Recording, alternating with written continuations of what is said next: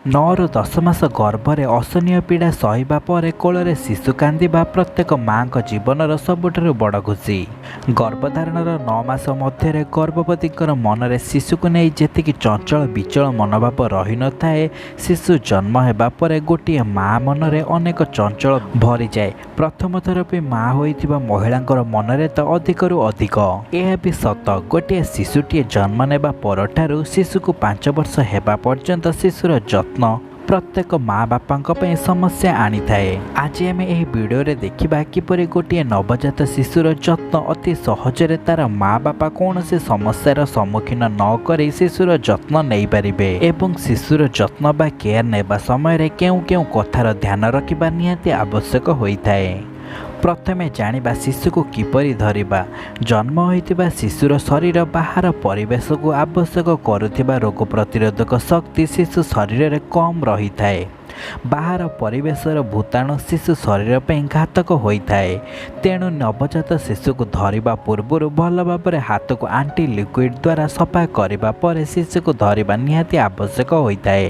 ଧରିବା ସମୟରେ ଶିଶୁର ମୁଣ୍ଡ ଏବଂ ବେକରେ ଗୋଟିଏ ହାତ ଏବଂ ଶିଶୁର ପଛରେ ଅନ୍ୟ ଏକ ହାତ, ଯେପରି ମୁଣ୍ଡ ଏବଂ ବେକ ସିଧା ହୋଇ ରହିଲା ପରି ସପୋର୍ଟ ଦେଇ ଧରିବା ସହିତ ଆସ୍ତେ ଆସ୍ତେ ଝୁଲଣା ପରି ହଲାଇବା ନିହାତି ଆବଶ୍ୟକ ହୋଇଥାଏ, ଯେପରି ଶିଶୁ କୌଣସି ଝୁଲଣାରେ ଝୁଲୁଥିବାର ଅନୁଭବ କରିବ।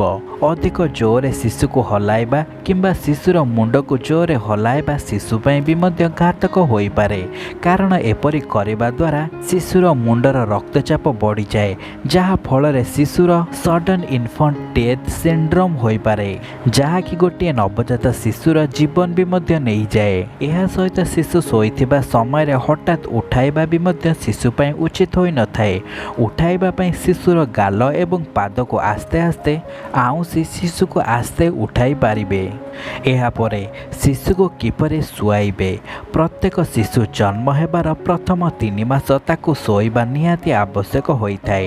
ଗୋଟିଏ ଜନ୍ମ ନେଇଥିବା ଶିଶୁ ଦିନକୁ 16 ରୁ 20 ଘଣ୍ଟା ପର୍ଯ୍ୟନ୍ତ ଶୋଇଥାଏ ଏବଂ 3 ମାସ ପରେ ଶିଶୁର ଶୋଇବା ସମୟ ଆପେ କମିଯାଇଥାଏ। ତାପରେ ମାତ୍ର 6 ରୁ 8 ଘଣ୍ଟା ଶିଶୁ ଶୋଇଥାଏ। ଶୋଇଥିବା ଶିଶୁକୁ ପ୍ରତ୍ୟେକ 4 ଘଣ୍ଟାରେ ମା କ୍ଷୀର ପିଆଇବା ନିହାତି ଆବଶ୍ୟକ ହୋଇଥାଏ।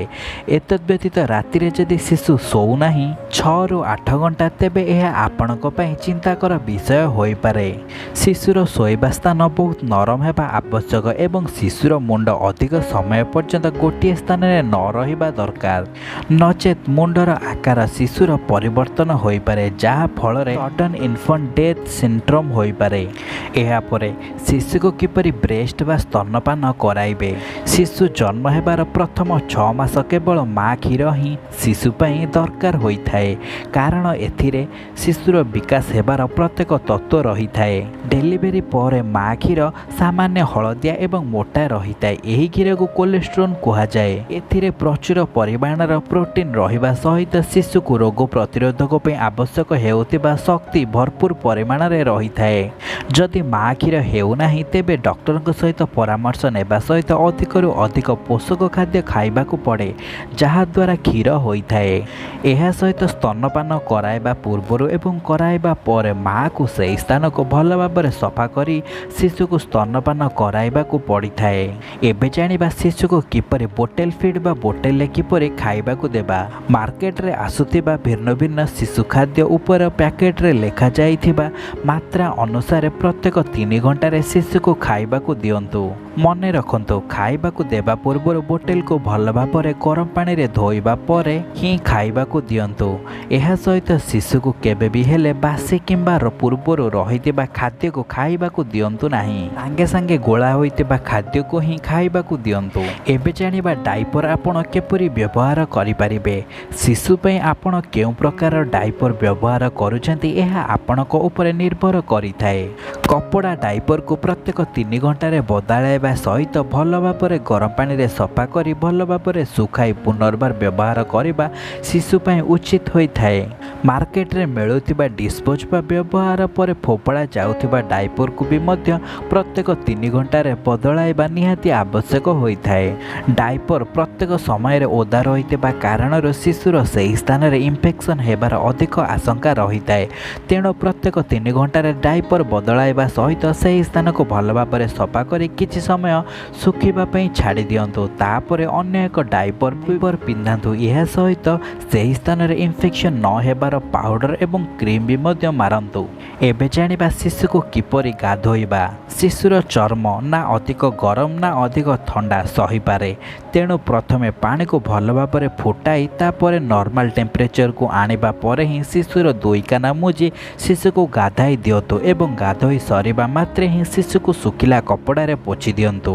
କାରଣ ଶିଶୁ ଦେହରେ ଲାଗିଥିବା ପାଣି ବି ମଧ୍ୟ ଶିଶୁ ଦେହରେ ଥଣ୍ଡା ସୃଷ୍ଟି କରିପାରେ। ଏହା ସହିତ ଗାଧୋଇବା ସମୟରେ ଘରର କୌଣସି ବୟସ୍କ ବା ଅଭିଜ୍ଞତା ମହିଳାକୁ ପାଖରେ ରଖିବା ନିହାତି ଆବଶ୍ୟକ ହୋଇଥାଏ। ଏହି ଛୋଟ ଛୋଟ କଥାର ଧ୍ୟାନ ରଖି ଗୋଟିଏ ଛୋଟ ଶିଶୁର ଯତ୍ନ ଆପଣ ଅତି ସହଜରେ ନେଇପାରିବେ। ଯଦି ଏହିପରି ନବଜାତ ଶିଶୁର କେୟାରର ଭିଡ଼ିଓ ଆଗକୁ ଦେଖିବାକୁ ଚାହୁଁଛନ୍ତି ତେବେ ଏବେ ହିଁ ଚ୍ୟାନେଲକୁ ସବସ୍କ୍ରାଇବ୍ କରି ସାଇଡ଼ରେ ଥିବା ନୋଟିଫିକେସନ୍ ବେଲ୍କୁ କ୍ଲିକ୍ କରି ରଖିଦିଅନ୍ତୁ। ଆମେ ଆପଣଙ୍କ ପାଇଁ ସବୁଦିନ ଏହିପରି ଛୋଟ ଛୋଟ ଶିଶୁମାନଙ୍କର ଯତ୍ନ ଏବଂ ଶିଶୁମାନଙ୍କର ସମସ୍ୟାକୁ ନେଇ ଭିଡ଼ିଓ ନେଇ ଆସୁଛୁ।